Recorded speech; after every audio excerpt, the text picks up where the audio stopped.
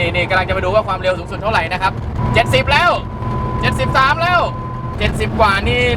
สั่นกึกเลยนะฮะ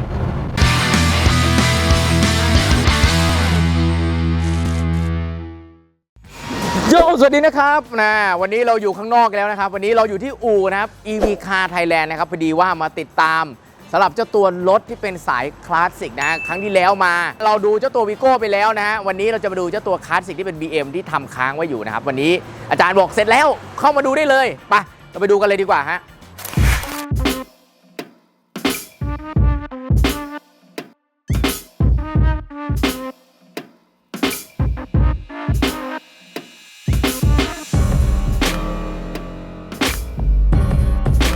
นี่ครับคัน BM นะครับเอ้าพี่ไปศาลอยู่ไหน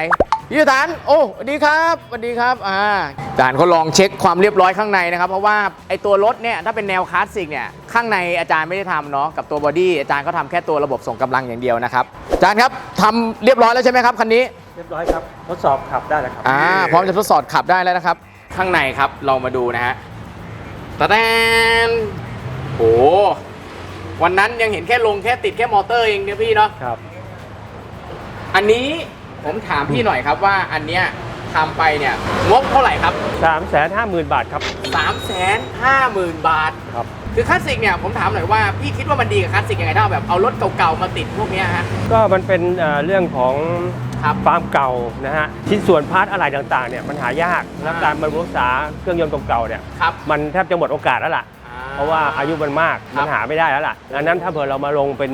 ระบบไฟฟ้าเป็น EV ปั๊บเนี่ยฮะมันไม่ต้องดูแลเลยฮะมันไม่มีเครื่องยนต์ให้ดูแลแล้วอายุการใช้งานก็เป็น10 ปีพวกนี้แบตเตอรี่ก็10 กว่าปี10 ปีฮะโจทย์ของเจ้าของเนี่ยเขามีโจทย์ว่ายังไงบ้างให้มาทำที่สำหรับคันนี้คือโจทย์เจ้าของรถเนี่ยเป็น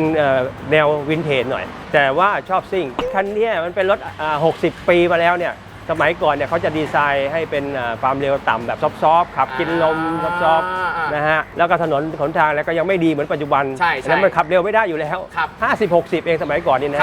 ดังนั้นระบบช่วงล่างทั้งหมดเนี่ยมันก็จะรองรับในความเร็วประมาณ50-60นะฮะพอเรามาแปลงใส่เพื่อที่จะให้มันวิ่ง120ขึ้นไปเนี่ยมันเป็นอะไรที่เราจะต้องเปลี่ยนข้างล่างหมดเลยแสดงว่าอันนี้มันต้องทำอะไรบ้างพี่อย่างนี้ต้องแก้โจทย์ใหม่พวกช่วงล่างเกียร์เฟืองท้ายอัตราทดเรโชของเฟืองท้ายเนี่ยจะต้องมี1:1ขั้นต่ำปัจจุบันในรถทั่วไปเนี่ยมัน 0.8 0.7 ต่อ 1แต่ครั้นี้มันปาเข้าไป 2.5 ต่อ 1คือเกียร์3นะเกียร์สุดท้ายของเขาแล้วนะฮะโอ้เกียร์3เกียร์สุดท้ายรถตอนนี้แม่ง6สปีด8สปีดอันนี้เกียร์3ก็เลยต้องทำเฟืองทดให้มันทดรอบขึ้นไปอีกให้มันเร็วขึ้นแล้วอย่างนี้คือมอเตอร์มันรองรับไหวไหมมอเตอร์รองรับไหวฮะเพราะว่ากับน้ำหนักขนาด500 กิโลถึง600 กิโลเนี่ยไม่ถึง600 กิโลเนี่ยน้ำหนักขนาดนี้ก็ใช้มอเตอร์ขนาด10/20 กิโลวัตต์ตัวนี้โอเคผ่านครับผ่านนี่ข้างหน้าครับไม่มีเครื่องนะฮะเป็นที่เก็บของนะครับของเดิมนี่มันเครื่องกี่ซีซีนะพี่700 ซีซี700 ซีซีโอ้โหไม่ต้องไปคาดหวังว่ามันจะวิ่งถึง100นะ700 ซีซีนะครับมันไม่ใช่รถแบบเคคาแบบมีเทอร์โบแบบเดี๋ยวนี้เนาะเครื่องเล็กๆมีเทอร์โบมาช่วยโอ้โหนี่ยังวางแบตได้เลยนะครับอันนี้ที่ทำไมมันว่างเยอะจังพี่ตรงนี้เดิมทีนี่เขาจะมีถังน้ำมันฮะถังน้ำมันแล้วเอาแล้วเวลาเติมน้ำมันนะพี่ต้องเติมมีหัวเติมข้างในต้องเปิดฝากระโปรงแล้วจะเติมได้พระเจ้าแปลกมากนะบนรถเมื่อก่อนนะครับถ้าอย่างนี้ถ้าเขาเพิ่มมอเตอร์ให้มันแรงขึ้นหรืออยากจะเพิ่มจุแบตก็เพิ่มตรงนี้ได้ครับและอันนี้คือของพี่คือทำเฉพาะระบบขับเคลื่อนอย่างเดียวครับแล้วไอ้พวกสีเสรินี่คือเราก็ส่งไปให้อู่เขาจัดการอันนี้ก็คือเจ้าของให้พี่จัดการก็คือให้ส่งอู่ทำอื่นพี่ทำเฉพาะตรงนี้รถคลาสสิกเนี่ยปัญหาและความยากอย่างเมื่อกี้เจอแล้วว่าโจทย์ต้องการความเร็วเพิ่มขึ้นฉะนั้นสิ่งที่มันต้องเปลี่ยนก็คือชุดเฟืองเบรกด้วยไหมพี่ครับเพราะเบรกของเดิมมันรถมันเร็วไม่เยอะเดิมเป็นดัมเบรกนะแล้วหน้ายางก็แคบแล้วสมัยก่อนหน้ายางแคบมากเลยเนี่ยหน้ายางแคบมากนะหน้ายางแคบโอ้โหหน้ายางนี่ดูหน้ายางนะยางนิดเดียวมากนิดเดียวจริงๆอันนี้ก็คือแสดงว่าเป็นระบบดัมเบรกทั้งหมดไม่มีอันไหนดิสเบรกเลยไม่มีเลยครับแล้วอย่างนี้ต้องทำไงพี่ก็ต้องไปเพิ่มเบรกใหม่ก็ต้องเพิ่มเบรกใส่เป็นจานดิสเบรกหรือว่าไปเพิ่มเป็นดัมเบรกให้ใหญ่ขึ้นเพื่อจะรองรับกับความเร็วที่มันเราโมดิฟายใหม่เพิ่มความแรงแต่ไม่เพิ่มระบบเซฟตี้ก็ไม่ไหวอันตราย แล้วมีปัญหาไหนอีกไหมพี่ที่พี่คิดว่าความยากของคลาสสิกคืออย่างวีโก้อะมันทำมาคือมันเป็นรถปัจจุบัน ใช่ มันไม่ต้องโมอะไรเยอะคือรถมันรองรับหมดแล้วอะ ครับผม แต่อย่างอันนี้คือไม่งเป็นรถโดยสารความนุ่มก็ต้องการความสวยงามก็ต้องได้ ก็มีเรื่องช็อคอัพด้วย โชคอัพด้วย ครับเพื่อให้มันแอบสอบกับพื้นผิวถนนที่ความเร็วมันจะต้องรับโหลด ขออนุญาตไปดูข้างในหน่อยได้ไหมพี่ ครับเชิญครับ เดี๋ยวไปดูข้างในนะฮะ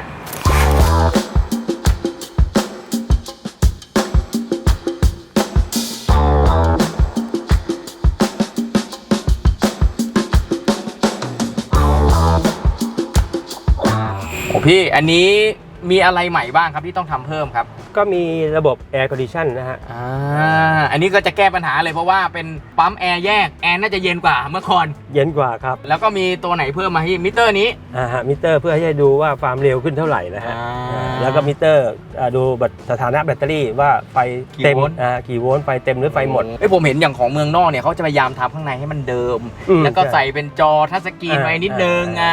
ครับ ซึ่งอันเนี้ยผมมองว่ามันเป็นความมิกซ์นะพี่ก็คือเอาความคลาสสิกรูปลักษณ์แต่ว่ามันมีฟังก์ชันแบบสมัยใหม่ลองไปนั่งหลังบ้างนะฮะพับเบาะโอ้โหว่ะข้างหลังแม่งนั่งสบายมากเลยนะฮะ คืออยากจะบอกว่าสำหรับใครที่จะเอารถคลาสสิกมาทำเป็นไฟฟ้านะจริงๆถ้าแนะนำเนี่ยแนะนำสักปี 70 80 เนาะเพราะ 60 เนี่ยมันจะเป็นสายคลาสสิกมันจะเก่าไปนะสัก 7 80 คือมันเป็นปีที่รถมันเริ่มแมสโปรดักชันมันจะเริ่มเป็นกล่องมันจะเริ่มแบบมันจะไม่ได้มนแบบตีขึ้นมามันจะเป็นแบบผลิตทีละเยอะๆแล้วฉะนั้นรถปี 70 ขึ้นไปเนี่ยเพอร์ฟอร์แมนซ์มันจะได้ความเร็วมันจะสูงมันจะได้100ขึ้นนะฮะเอามาต่อมอเตอร์ไฟฟ้าแล้วมันจะรู้สึกว่าโอ้โหรถแม่งวิ่งทันใจนะครับก็ประมาณนี้นะฮะเดี๋ยวไปลองรถกันดีกว่าไปขึ้นฮะตื่นเต้นมากเลยอะความรู้สึกแบบว่ากลับไปเป็นเด็กอีกครั้งนะครับนี่จำได้ตอนเด็กๆเนี่ยพ่อจะมีอย่างนี้มีออสตินแล้วก็มีเฟียสนี่ไปแล้วดูโคตรเงียบอ่ะ ได้ยินเสียงแอร์ ได้ยินแต่เสียงแอร์ดังกว่านะฮะโอ้โหพี่เจ้าเสียงแบบฟิวเสียงล้อนะฮะคือเมื่อก่อนการปลูกกันฉนวนกันเสียงยังทำได้ไม่ค่อยดี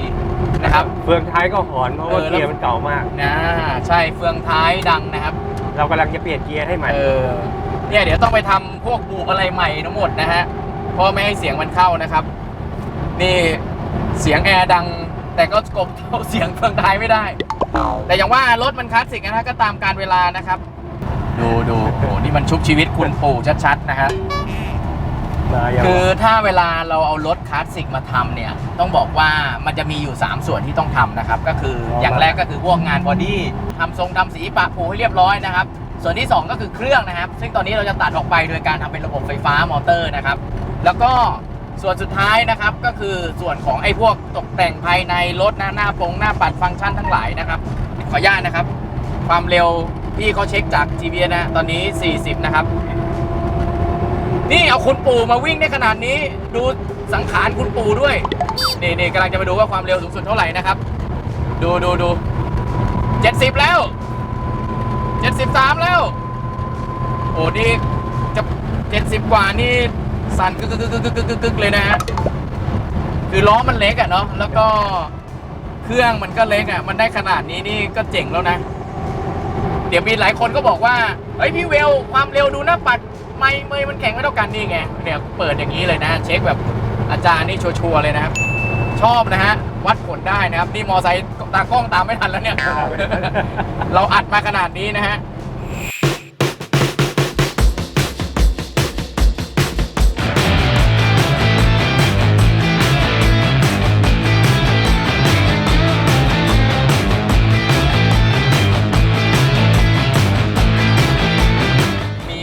ด้านข้างนะฮะตรงนี้จะเป็นบอกโวลต์นะอันนี้ไฟเต็มกี่โวลต์นะพี่ไฟเต็ม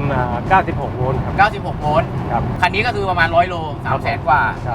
โอเคนะฮะหวังว่าแบตถูกลงเทคโนโลยีมันดีขึ้นมันอาจจะเล็กลงเบาลงเข้าถึงได้มากขึ้นเนาะครับนี่ทำแล้ววิ่งได้จริงได้นะฮะ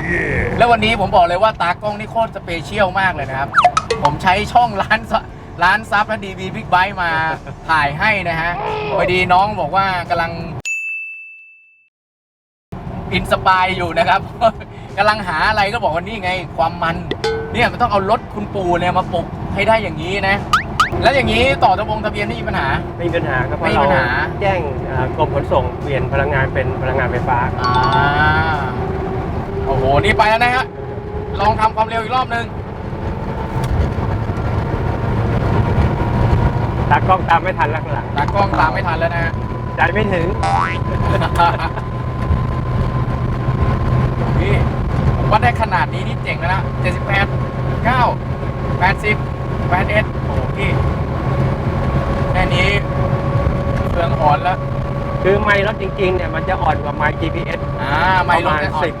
10 อันนี้คือธรรมชาติของมันเลย เพราะว่าผู้ผลิตเนี่ยเขาจะให้คนขับรถเนี่ยพึงระวังว่าเฮ้ยนี่มัน เร็วแล้วนะ มันเร็วแล้วนะ ก็คือทำไมให้อ่อนกว่าไมค์ ใช่ GPS ใช่ โอ้โหเมื่อกี้สูงสุดประมาณ 82 83ครับพี่ครับนี่แค่นี้ก็ลดสถานแล้วนะพี่พวกคุณปู่มาคุณปู่ไม่ให้เวลาวอร์มบ้างเลยนะฮะยืดเส้นยืดสายนะครับ ก็ถือว่าโอเคนะ แล้วนี่แอร์เย็นนะ เย็นไหมเย็นนะ คือเมื่อก่อนปัญหารถแอร์มันจะไม่ค่อยเย็นเนาะ ครับ นี่ทำมาเป็นปั๊มแบบแอร์ไฟฟ้านี่ปุ๊บโอ้เย็นเจี๊ยบเลยนะครับ ผมอยากถามพี่นิดนึงว่า ข้อควรระวังในการเล่นเอารถคลาสสิกมาทำเป็นรถไฟฟ้าเนี่ยมีอะไรจะต้องระวังหรือจะต้องดูเป็นพิเศษไหมพี่ถ้าจะมาแนะนำ ก็ควรจะเก็บงานออริจินอลเดิมเนี่ยให้มันสมบูรณ์ เพราะว่ารถอายุมันมากๆเนี่ยนะฮะไม่ว่าจะเป็นลูกปืนล้อคันชักคันเลี้ยวคันทรงนะฮะแล้วก็เบรกสำคัญนะฮะถ้ามันอุบิเหตุขึ้นมาเนี่ยมันไม่คุ้มค่าเพราะว่าอะไรมันหายากดังนั้นต้องพึงระวังไว้เกี่ยวกับพวกช่วงล่าง ระบบเซฟตี้เนี่ยฮะ ระบบเซฟตี้ช่วงล่างเพราะว่าไงระบบส่งกำลังมันแปลงได้อยู่แล้วเป็นแต่ว่าพวกระบบช่วงล่างระบบขับเคลื่อนเกียร์อะไรเงี้ยช่วงนี้มันต้องดูให้รักษามันเอาไว้นะครับก็ต้องบอกว่าหลังจากไปลองเจ้ารถตัวนี้มานะดูแล้วแบบคือรู้สึกว่าเฮ้ยมันโอเคเลยนะพี่เนาะแบบว่าเอารถ60 ปีมาคืนชีพ แล้ววิ่งได้สมรรถนะขนาดนี้นะฮะอีกนานนะพี่กว่าจะเสร็จคันนี้ ก็ เขาจะเปลี่ยนชุดเกียร์ชุดอะไรเนี่ย ก็อยู่ที่ว่าเจ้าของก็จะเอาเกียร์มาให้ผมเมื่อไหร่ อ๋อ